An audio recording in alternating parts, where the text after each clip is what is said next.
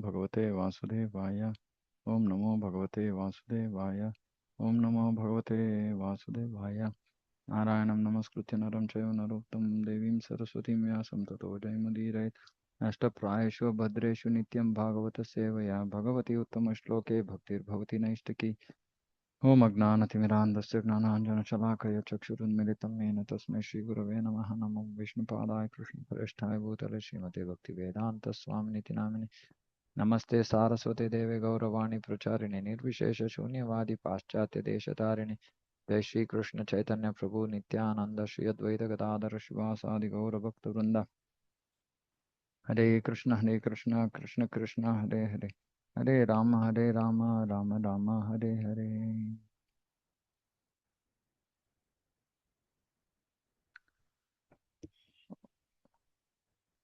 Srimad Bhagavatam, Canto 7, Chapter 2, Verse 48. Vitatабhiniveshoyam yadguneshvartha yata manoratah swapnaha sarvam aindriyakam mrusha. It is fruitless to see and talk of the material modes of nature and the resultant so-called happiness and distress as if they were factual. So what does this mean? It is fruitless. It is useless to talk about so-called material happiness and distress because they are not factual. They are not factual. So it is fruitless, useless. When the mind wanders during the day and a man begins to think himself extremely important, or when he dreams at night and sees a beautiful woman enjoying with him, these are merely false dreams. Similarly, the happiness and distress caused by the material senses should be understood to be meaningless. Can it be more straightforward, direct than this? So-called material happiness and distress are meaningless. Simple. In this one truth, it takes us so many years of sadhana to understand that this happiness and distress of this material world is meaningless because it is not factual. It is useless to talk about it. People, when they come together, generally on phone, they're talking about, I have this problem, this person caused this problem, this, that. It's just what talking about their happiness and distress of this material world. Meaningless, useless, worthless waste of time. That's what Bhagavatam is saying. I'm not saying. Happiness and distress derived from the activities of the material senses are not actual happiness and distress. And therefore, Bhagavad Gita speaks of happiness that is transcendental to the material conception of life. Sukham atyantikam yattad buddhigrahyam atindriyam. Atindriyam. It is transcendental. When our senses are purified of material contamination, they become atindriya, transcendental senses. And when the transcendental senses are engaged in the service of the master of the senses, Rishikesha, one can derive real transcendental pleasure. Now, if suppose say we are not still experiencing any happiness in Krishna consciousness, this is the cause. If we are not deriving real transcendental pleasure. Generally what happens, initially when everybody comes into Krishna consciousness, everybody experiences the transcendental happiness. That's a mercy that Krishna gives to devotees to just help them understand or experience something that they are going to experience in the future. This is like a trailer. So Krishna gives a jalak. Krishna gives it's a trailer of transcendental happiness. So that happens when devotees come into Krishna consciousness in their initial months, years. Initial, first days we came in touch with Krishna consciousness. If we came through the proper route, that is, right? But then actually that pleasure, that happiness doesn't remain for long. Of course, it remains for those who are on the pure path. That's what this verse, this statement by Prabhupada is saying. Saying that when our senses are purified, or if our senses are already purified, meaning some devotees are already pure, They don't have any material contamination in their hearts. Now, for them, they actually already are on this transcendental platform. So they, when they engage in service of Krishna, actually they derive transcendental pleasure. Hmm. If we are not experiencing transcendental pleasure, that means that our senses are contaminated. With what? They are not purified of material contamination. And that's the reason we are not deriving transcendental pleasure. For which we have to formalize the same, right? Shravanam, Kirtanam, Vishnu. Right? Chant Hare Krishna nicely, read Prabhupada's books daily, associate with like-minded devotees, engage in service of Krishna. Then our service senses are purified, and then we can derive real transcendental pleasure. Like I was talking to somebody who came into Krishna consciousness and then they went away. And then I was, trying to reach them, message them, etc., etc. Then somehow, fortunately, that between the husband and wife, the wife uh, somehow responded and she came to our center recently. And then I was asking what happened, why Prabhu is not coming. So he is experiencing pleasure in playing games on the laptop. So it was like, I mean, I was uh, really, I mean, I felt bad saying that somebody who had come into Krishna consciousness, possibly they were in touch with ISKCON for many years. And then somehow they came in touch with our Holy Maho Center and then they came there. But then very soon they vanished. So it looks like that the devotee did not derive transcendental pleasure, real transcendental pleasure. Hmm. So which is the reason why the quality of our Shravanam in the initial years of Krishna consciousness is very, very, very, very, very important. If you actually studied, read Prabhupada's books with that mindset, then we will actually experience transcendental pleasure because we will give up our material contamination. We get purified of the material contamination and then we experience real pleasure. Now, many devotees, now obviously our book marathon, I mean, we have officially, at least for our group, we have ended book marathon. Not that we'll end book distribution, but we've ended book marathon.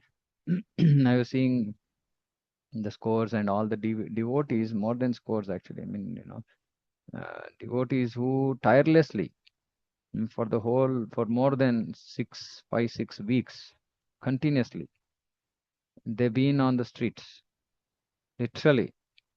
You know, uh, now, why would they do it?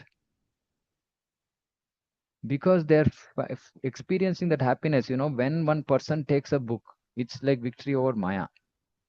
They might not think about all these things, but just that happiness saying that, okay, see, one soul took this mercy of Krishna. Initially, it might also be that, okay, I distributed this book, which is also okay, which is not an issue, right? And if Krishna gave them mercy to continue to distribute and many books went out from their hands, they became the instrument, then actually, slowly, steadily, they will experience transcendental pleasure, not material pleasure. And that's the reason those who are not doing Shravanam Kirtanam, they don't experience this transcendental pleasure because they look at service as some form of work. It's also another kind of work. I'm working at home, I'm working at office, I'm also working at the center. They don't see it with transcendental eyes. And those who experience transcendental pleasure, we don't have to run behind them to say, do this, do that.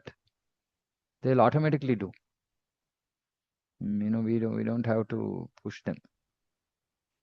But others, we have to keep pushing, requesting, saying, please do that, please do this.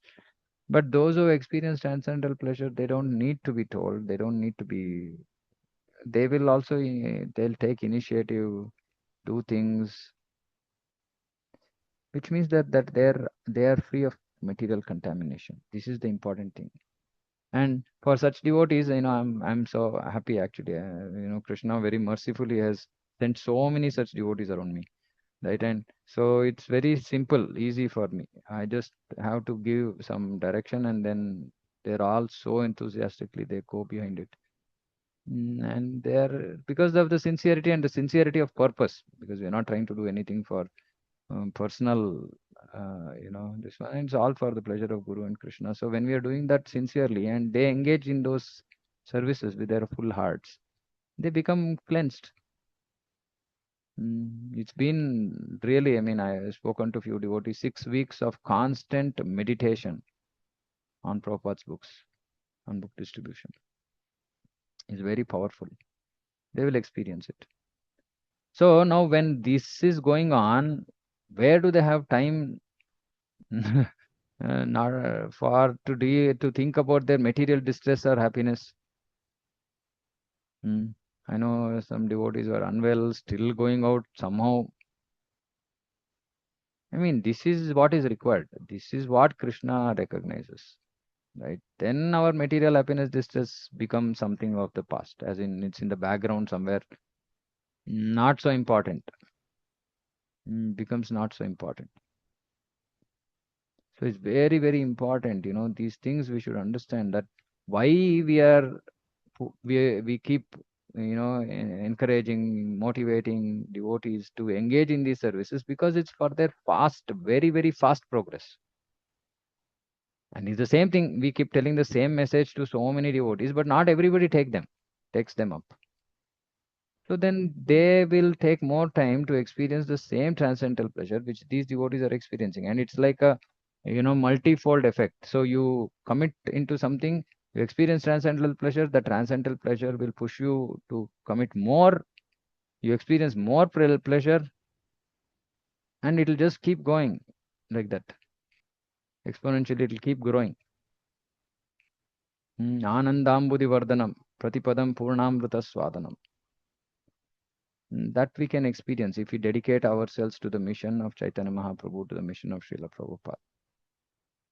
Whatever distress or happiness we manufacture by mental concoction through the subtle mind has no reality, but is simply a mental concoction. I mean, see, we have to really think about this. Yeah, when we are in class, when we are hearing this, oh, okay, whatever happiness, distress, I should not be too worked up about that because it's mental concoction, Prabhupada is saying. But then when we go back into our life, go back because this is coming out of our material conception of life into spiritual conception of life, then after class we go back to our material conception of life. If these instructions are not fixed in our mind, then we go and then we are faced with some distress, happiness, and we forget that it is actually mental concoction and we engage in that. Oh, we say, okay, happiness, okay, we might thank Krishna also. "Oh, Krishna, thank you so much for this." But we are enjoying that happiness. It's not spiritual, it's something material. Okay. Mm, Many times Krishna does give some mercy to devotees who come to him. Maybe their financial situation improved, maybe some problems they had, it got cleared up, whatever it is. You experience happiness, and then we are like, oh yes, okay, I did it. Or even if Krishna gave it, but we are happy with that, whatever we got. But we don't remember that it's simply a mental concoction. Anything connected to this material world, except devotional service, is a mental concoction. The Prabhupada is saying one should therefore not imagine so-called happiness through mental concoction. And distress, though, it's even easy, right? So as soon as we have some distress, we have finger pointing at somebody saying that, see, it's them, it's him, it's her. But we don't remember that it's just mental concoction. How is it mental concoction? At some point of time, I decided to do something by my mental concoction, which was not correct, which resulted in papa. Because of this, now I'm getting this distress. So it's simply a mental concoction. Now, when the distress came, I am doing more mental concoction and creating more karma for myself by pointing finger at somebody, by, criticizing somebody, by being nasty with somebody. I'm creating more karma phala. See, just think about this. This thing that I don't like it. I keep observing this. Some devotees, say, I don't like this. And it has nothing to do with spiritual. Spiritual, yes, I don't like this, I like this. This can all be, if it is in connection, alignment with the parampara, it's good. I don't like deviation. It's good. But this is on the material platform. I like this food, I don't like this food. I like this color, I don't like this color. I just can't stand this. I can't stand this person. This is all mental concoction. It's just our mind which is saying this is not okay. It's not. Why is it not okay? Because it's not according to the way I want it. False ego, mental concoction. So we should not get too bogged down, affected by this distress and happiness. Rather, the best course is to engage the mind in the service of the Lord and thus feel real blissful life. This is what I was saying. 6 weeks of marathon, literally running, running, running, running, running. All these devotees who tried their sincere best, they would have felt real blissful, real bliss. There's a Vedic statement, Apama Somam Amrita Abhuma Apsarobhir Viharama. With reference to such a conception, one wants to go to the heavenly planets to enjoy with the young girls there and drink Somarasa. Such imaginary pleasure, however, has no value. Is confirmed in Bhagavad Gita, Antavantu Palam Tesham Tadbhavatyalpamedasam. And of small intelligence worship the demigods, and their fruits are limited and temporary. Even if by fruitive activity or worship of the demigods one is elevated to the higher planetary systems for sense enjoyment, his situation is condemned in Bhagavad Gita as antavat, perishable. The happiness one enjoys in this way is like the pleasure of embracing a young woman in a dream. For some time it may be pleasing, but actually the basic principle is false. Because neither the young woman exists, nor that man exists, because first of all it's a dream, and the real life is also, the so-called real life is also a dream, because these bodies are not us. These are just some temporary bodies. We have got temporary roles we are playing, temporary designations we have. No point in ramante, no point in trying to experience pleasure there. It's just like a dream. The mental concoctions of happiness and distress in this material world are compared to dreams because of their falseness. All thoughts of obtaining happiness by using the material senses have a false background and therefore have no meaning. So Prabhupada is classifying why it has no meaning, because it has a false background, which is like I said, we are just trying to derive some benefit by engaging our senses in some activities. And because we are not that body, and that so-called happiness we are trying to derive is not real, meaning it's connected to the body, it's not connected to the soul. So it has a false background. So it has no meaning. Okay, any thoughts on this meaningless material desire and happiness, material distress and happiness? It's meaningless. We should stop getting affected by it. Pranam Prabhuji, can Yeah. I ask something? Yes, Prabhuji, like you talk of transcendental pleasure, can we say that this is transcendental pleasure only that keeps us going in spite of so many like material impediments or like, Yeah, it could be things pleasure that? or it could just be our determination to go on, because we might be on the platform of knowledge, saying that, see, this is what is required, but we may or may not be experiencing pleasure. Initially, I mean, like I said, except for that initial period when Krishna possibly gives that mercy to everybody, and then after that, so-called, for lack of better word, honeymoon period. After that, everybody goes into, purification mode, where we go through distress, we go through problems in life, and the extent of our problems depends on how much purification we require. So if you are going through more problems, then we can understand saying that, okay, it's just irreversible. So see, what these problems do to devotees is it brings about a irreversible change in our nature. Because sometimes, see, suppose say somebody had some distress for some time and it stops. And then again, once the problem starts, maybe we go back to our conditioned state. Now, Krishna doesn't want that, especially if we are sincere devotees. And then Krishna puts us through consistent distress. Which goes on and on and on.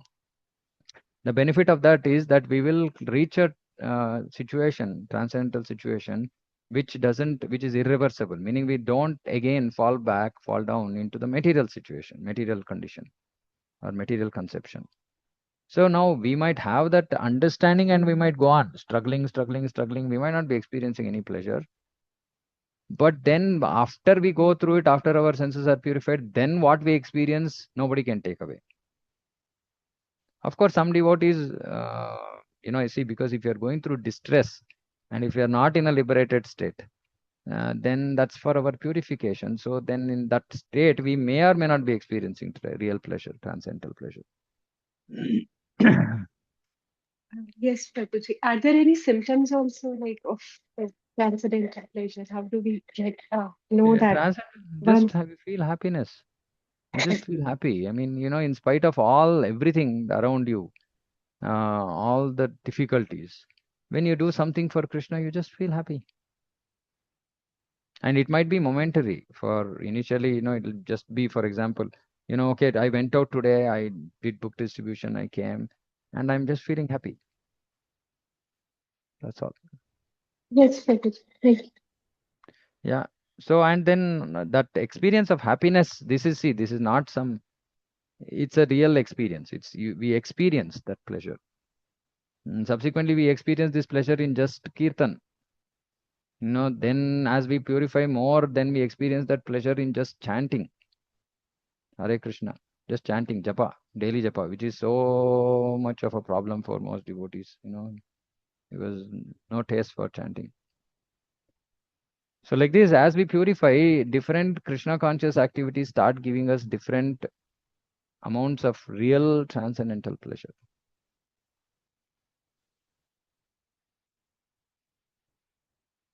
Okay. Anything else? Okay, we'll continue. But please remember, distress, material happiness, all mental concoction, temporary, meaningless, worthless, to brood over it, think about it. Just use that energy in Krishna's service. That energy which is getting wasted, thinking about other people, thinking about our material situation, thinking about all these useless things. And just think about Krishna and how to commit ourselves. Mm. अत नित्यम् अनित्यं वा नेह शोचन्ति तद्विदः नान्यथा शक्यते कर्तुं स्वभावः शोचताम् इति. Those who have full knowledge of self-realization, who know very well that the spirit soul is eternal, whereas the body is perishable, are not overwhelmed by lamentation. So very, very clear direction. Those who have full knowledge of self-realization, meaning who know very well that the spirit soul is eternal, body is perishable, and body is not me, they are not overwhelmed by lamentation. Oh, this happened. Oh, I lost this. Oh, that happened. No, it's okay, fine. But persons who lack knowledge of self-realization certainly lament. Therefore, it is difficult to educate a person in illusion. A person who is in illusion is very difficult to educate. Right. So when we go, again, I'm connecting so many examples to book distribution because devotees are so much trying hard to get the attention of a person. And that person is just not like, I think that this is a disturbance. This person is disturbing me. Why? Because in illusion. Now our attempt to educate such a person is not going to become fruitful.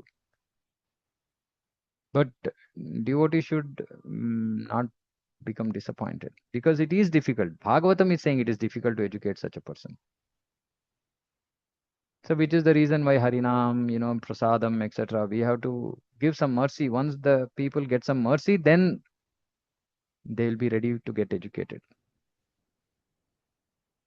And unfortunately, we've seen in many places, temples are reluctant to distribute prasadam.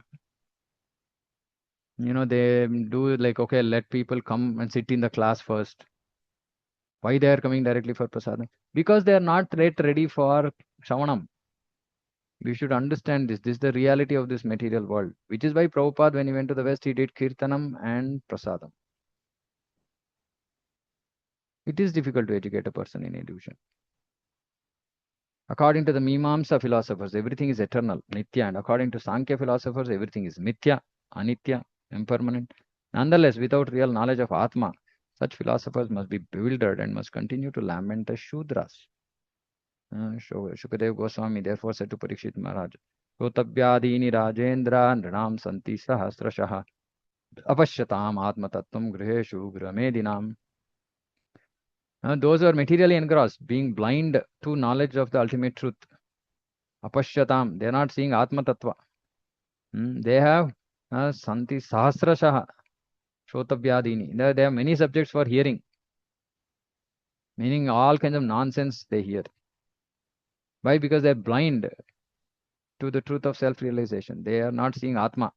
They are still in Deha Tattva. So they have like unlimited amount of topics to hear, read, discuss, waste time, gossip.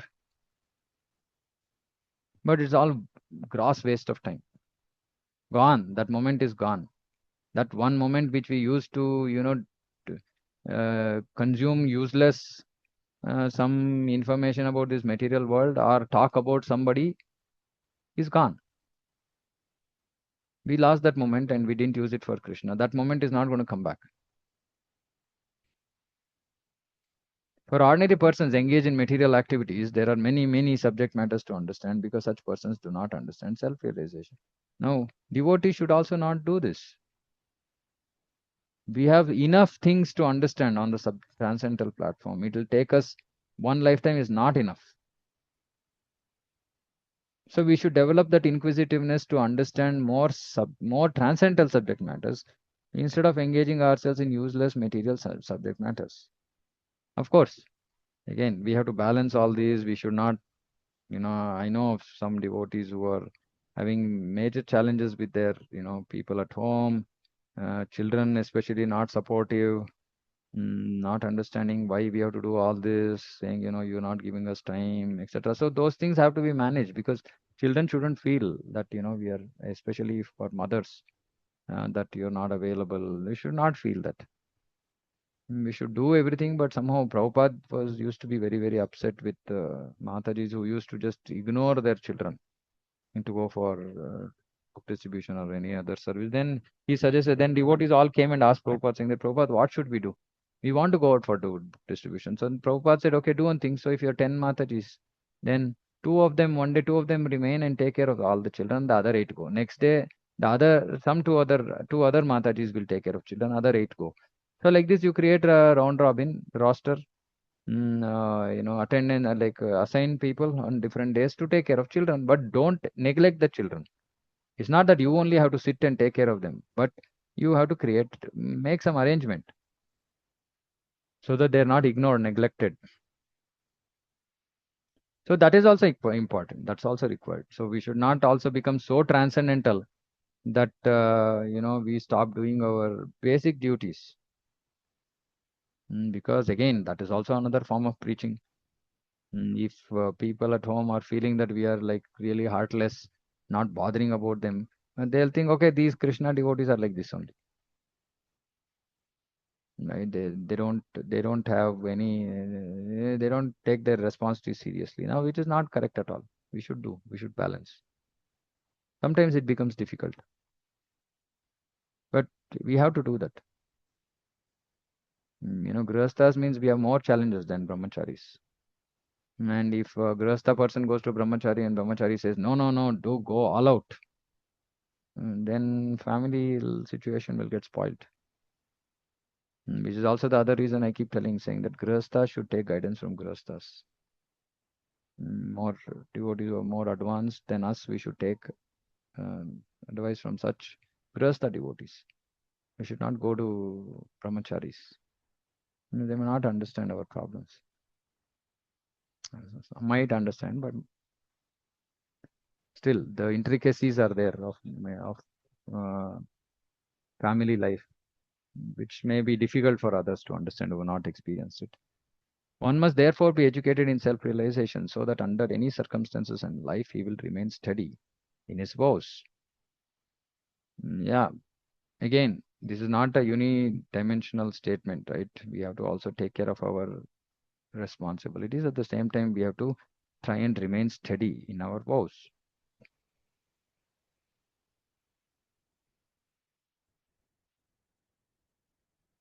लुब्धको विपिने कश्चित् पक्षिणां निर्मितोऽन्तकः वितत्य जालं विदधे तत्र तत्र प्रलोभयन्.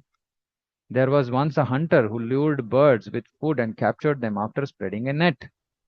He lived as if appointed by death, personified as the killer of birds. So his job was just to kill birds. So an incident from history. कुलिङ्गमिथुनं तत्र विचरत्समदृश्यत तयो कुलिङ्गी सहसा लुब्धकेन प्रलोभिता.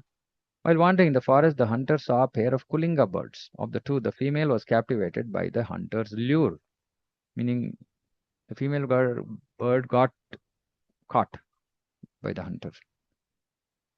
सा सज्जतश्चिचस्तन्त्र्यां महिष्यः कालयन्त्रिता कुलिङ्गस्तां तथा पन्नां निरीक्ष्य भृशदुःखितः स्नेहादकल्पकृपणः कृपणां पर्यदेवयत्. O queens of Suyagna, the male Kulinga bird, seeing his wife put into the greatest danger in the grip of Providence, became very unhappy. Because of affection, the poor bird, being unable to release her, began to lament for his wife. So the male bird couldn't free the female bird, which was caught up, which was caught in the in the nets of the hunter, and so it started to lament for his wife. Oho akaruno devah स्त्रिया करुणया विभुः कृपणं मामनुशोचन्त्यां दीनया किं करिष्यति. Alas, how merciless is Providence! My wife, unable to be helped by anyone, is in such an awkward position and lamenting for me. That's what the male bird is thinking. What will Providence gain by taking away this poor bird? What will be the profit? So, lamentation. We also lament. Our questions might be different, but we are also, why me, why this, why that? Same thing. Hmm. कामं नयतौ मां देवः किम् अर्धेनात्मनो हि मे मनो हि मे दीनेन जीवता दुःखम् अनेन विदुरायुषा. If unkind providence takes away my wife who is half my body, why should he not take me also? What is the use of my living with half of my body bereaved by loss of my wife? What shall I gain in this way? Again, further lamentation. कथं त्वजातपक्षांस्तान् मातृहीनान् बिभर्म्यहं मन्दभाग्या प्रतीक्षन्ते नीडे मे मातरं प्रजाः. The unfortunate baby birds, bereft of their mother, are waiting in the nest for her to feed them. They are still very small and have not yet grown their wings. How shall I be able to maintain them? The bird is lamenting for the mother of the children because the mother naturally maintains and cares for the children. Not true today in many cases, but anyway, that's the dharma. Yamaraja, however, in the guise of a small boy, has already explained that although his mother left him uncared for and wandering in the forest, the tigers and other ferocious animals had not eaten him. This he said initially itself. The real fact is that if the Supreme Person of Godhead protects one, even though one be motherless and fatherless, one can be maintained by the goodwill of the Lord. Right? So if it protects one, meaning if we take shelter of the Lord, he will protect us. Then it doesn't matter whether we have a mother or a father or whatever. Otherwise, if the Supreme Lord does not give one protection, one must suffer in spite of the presence of his father and mother. So many children have father and mother, but they suffer. Why? Because they're just undergoing their karma phala. Why? Because they're not surrendered to Krishna. Otherwise, Krishna can give protection. Another example is that sometimes a patient dies in spite of a good physician and good medicine. Thus, without the protection of the Lord, one cannot live with or without parents. Actually, for many years, I was in this distress of a bad physical, health, and I used to always, this statement actually kept me alive, saying that it's not the doctor, actually, it's the Lord. So the faith in Krishna increases, dependence on Krishna increases by such statements. Another point in this verse is that fathers and mothers have protective feelings for their children even in bird and beast society, not to speak of human society. Kali Yuga, however, is so degraded that a father and mother even kill their children in the womb on the plea of their scientific knowledge that within the womb the child has no life. Abortion. Prestigious medical practitioners give this opinion, and therefore the father and mother of this day kill their children within the womb. How degraded human society has become. Their scientific knowledge is so advanced that they think that within the egg and the embryo there is no life. Now, the so called scientists are receiving Nobel Prizes for advancing the theory of chemical evolution. But if chemical combinations are the source of life, why don't the scientists manufacture something like an egg through chemistry and put it in an incubator so that a chicken will come out? What is their answer? With their scientific knowledge, they are unable to create even an egg. Such scientists are described in Bhagavad Gita as Maya Bharata Gnanaha, fools whose real knowledge has been taken away. They are not men of knowledge, but they pose as scientists and philosophers, although their so called theoretical knowledge cannot produce practical results. Very strong. So we should understand, we should not get carried away by so called propaganda, by scientists, philosophers, men of so called knowledge. We should stick to the knowledge in Bhagavad Gita, Bhagavatam. Right? So this bird is lamenting, lamenting, lamenting. एवं कुलिंगं विलपन्तमारा आरात् प्रिया वियोगातुरम् आश्रुकण्ठं स एव तं साकुनिकः शतेन विव्याधकालप्रहितो विलीनः. Because of the loss of his wife, the Kulinga bird lamented with tears in his eyes. Meanwhile, following the dictations of mature time, the hunter, who was very carefully hidden in the distance, released his arrow, which pierced the body of the Kulinga bird and killed him. So this bird, simply lamenting, not doing anything, also died, ended up dying. Could, instead of lamenting, if he had done something, at least if he had gotten away from there, he might be, would have been saved, and he could have taken care of his young birds. But he also got killed. एवं यूयम् अपश्यन्त्य आत्मापायम् बुद्धयः नैनं प्राप्स्यथ शोचन्त्यः पतिं वर्षशतैरपि. Thus Yamaraja, in the guise of a small boy, told all the queens, "You are all so foolish that you lament, but do not see your own death." So that bird was lamenting, not seeing its own death. It was lamenting for the death of its wife. Afflicted by a poor fund of knowledge, you do not know that even if you lament for your dead husband for hundreds of years, you will never get him back alive. And in the meantime, your lives will be finished. Yamaraja once asked Maharaj Yudhishthir, what is the most wonderful thing within this world? Maharaj Yudhishthir in Vanaparva, Mahabharata, he said, Ahani ahani bhutani gachantiha yamalayam shesha stavaramach icchanti kim ascharyam ataparam. Hundreds and thousands of living entities meet death at every moment, but a foolish living being nonetheless thinks himself deathless and does not prepare for death. He thinks that he is not going to die, so I don't have to prepare for death. So Yudhishthira Maharaj says this is the most wonderful thing in this world. Everyone has to die because everyone is fully under the control of material nature. Yet everyone thinks that he is independent, that whatever he likes he can do, that he will never meet death but live forever, and so on. So-called scientists are making various plans by which living entities in the future can live forever, but while they are thus pursuing such scientific knowledge, Yamaraja in due course of time will take them away from their business of so-called research. So simply wasting time, not accepting the reality of the material world. We've been educated in so much ignorance, so much garbage has been put into our head that real knowledge has not come our way at all. So we don't know basic thing like our happiness and distress in his life is predetermined. We don't know such a basic piece of knowledge. We've been brainwashed repeatedly saying that we can solve our problems. But we have not been told saying that you can solve your problems if there is a solution destined. The control of the Supreme Lord and his karma phala,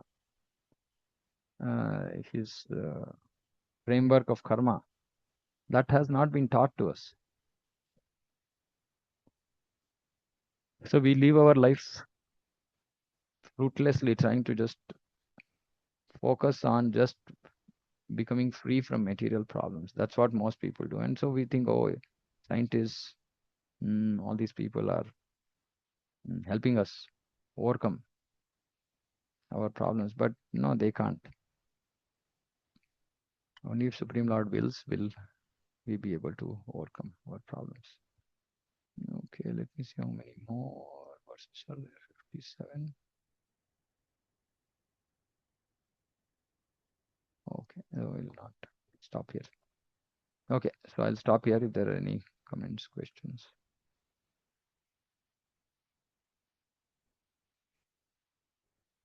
Anything?